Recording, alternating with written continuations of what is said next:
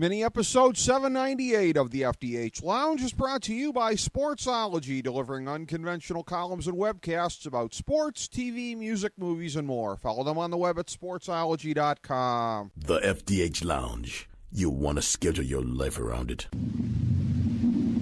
A long time ago, on a gloomy, wet Cleveland spring night, two men stand alone amidst the late-night drizzle.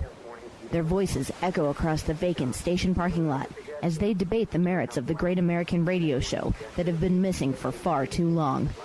On that night, an idea was born. That idea became the FDH Lounge.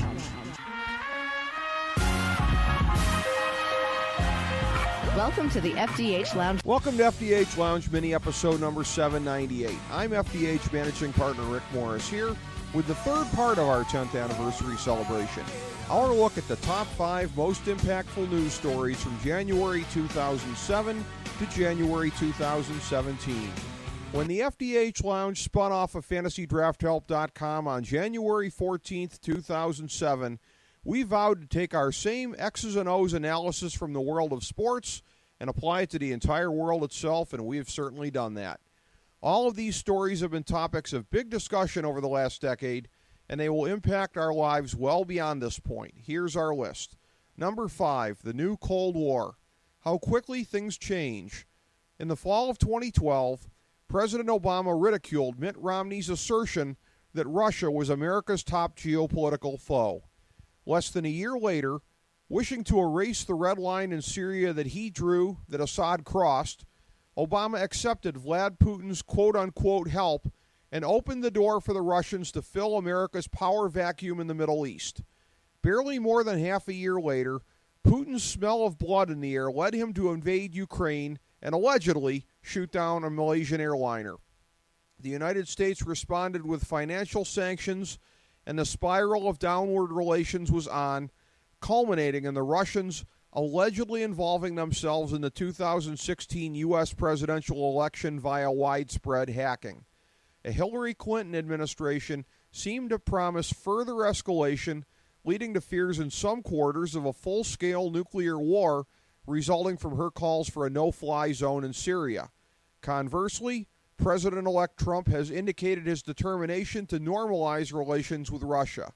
We shall see if his election does result in lowered tensions with Putin and company. Number 4, the rise of smartphones. Yes, technology itself is growing in ways large and small each and every day, not least of which 3D and now 4D printing, but it's the smartphones themselves that are literally putting all of the world's power and knowledge in the palm of our hands. First introduced on a wide scale in Japan back in 1999, they really took off with the first iPhone in 2007 and the initial Android the next year. With the explosion in e-commerce and other vital functions, the phone is now infiltrating almost every area of life. To put the power of these machines in proper perspective, consider this observation from Mad Men actor Vincent Kartheiser remarking on the giant computer that occupied a large part of the Sterling Draper office circa 1970. Any of the pocket-sized smartphones owned by the actors and actresses working on the show, he noted, were exponentially more powerful than that fictional monolith computer on set. And the last decade has been a milestone one for this device that will impact us well into the future. Number 3, the U.S. presidential election of 2016. Throughout the year, pundits kept pointing to all of the unique aspects of this election cycle, from the shocking collapse of Jeb Bush to the rise of avowed socialist Bernie Sanders as a serious contender for the Democratic nomination. But it was not until the year was done that we were able to fully grasp the undisputed common denominator, the desperate, seething desire for change that the American people ultimately achieved with the extremely surprising election of billionaire vulgarian Donald Trump as the nation's 45th president. America's chain of miseries from 9/11 to the Iraq War to the Great Recession and prolonged period of slow growth in the aftermath has now run as long as the string from the Wall Street crash of 1929 to the Great Depression to the end of World War II. The American people are desperate for circumstances to be great again, and they have gone to extreme lengths to try to ensure that fate. The gamble on Trump to be the agent of restoration will go a long way towards defining this next decade. Number 2, the Arab Spring. As far back as 2003, with the decision to invade Iraq having long since been made, the Bush administration gambled on trying to radically change the status quo in the Middle East, trying to empower people at the expense of authoritarian, albeit stable, dictatorships. The results were disastrous, first in Iraq, where the country descended into civil war, and next in the Gaza Strip, where the Bush cry of people power led straight to an electoral takeover by Hamas. Unsurprisingly, the Obama administration did not learn these lessons, fanning the flames of the Arab Spring revolt in 2011 across the Middle East. With almost 20 countries in the midst of radical change at one point or another, only Tunisia has emerged as a democracy, and smoking craters lie in many, many other places, from the failed state of post-Gaddafi Libya to the rise of ISIS in Syria and Iraq to the brutal Saudi-assisted war on the people of Yemen.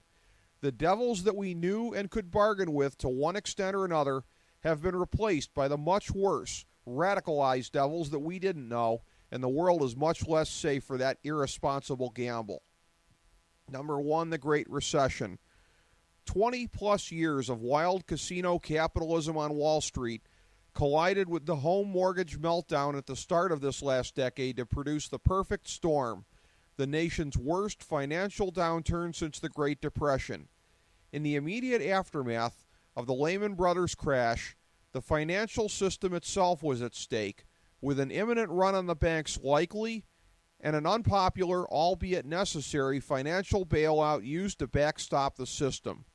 The very slow growth in the aftermath of the worst of the downfall led to both the Tea Party and Occupy Wall Street movements, and later down the road, both the Bernie Sanders and Donald Trump presidential candidacies of 2016. The financial crash of 2008 cast a massive shadow over the past decade and will influence events for years to come. However, many ominous factors still remain, from the exploding national debt, now twice as high as it was at the outset of the crisis, to the hundreds of trillions of dollars remaining in what Warren Buffett calls a derivatives bomb that could take down the financial system once again. God willing, we will look back at the Great Recession as the big one that hit the global economy and not the mere precursor to something far, far worse. Thank you for tuning into this mini episode of the FDH Lounge. As we bring the show to a close, we would like to extend our deepest gratitude to NBC, CBS, ABC, Fox, all Clear Channel affiliates, TNT, TBS, USA, UPN, Deadspin.com, YouTube.com, YTMND.com, MySpace.com, various blogs, Fox News, CNN, CNBC, MSNBC, IamBoard.com, Billboard.com, Google.com, ESPN, ESPN2, ESPN News, ESPN Classic, NBA TV, NFL Network, Sports Time Ohio, Athlon Magazine, Comedy Central, Cartoon Network, The Boomerang Channel, QVC, BET, The Spice Channel, Steno Notebooks, Manwich, Papermate Office Supplies, waitresses, strippers, bartenders, garbage men, janitors, microwave popcorn, the writers of The Office, Scrubs, Entourage, My Name is Earl, Oz, Metalocalypse and the Boondocks, Aquafina, and the periodic table of elements.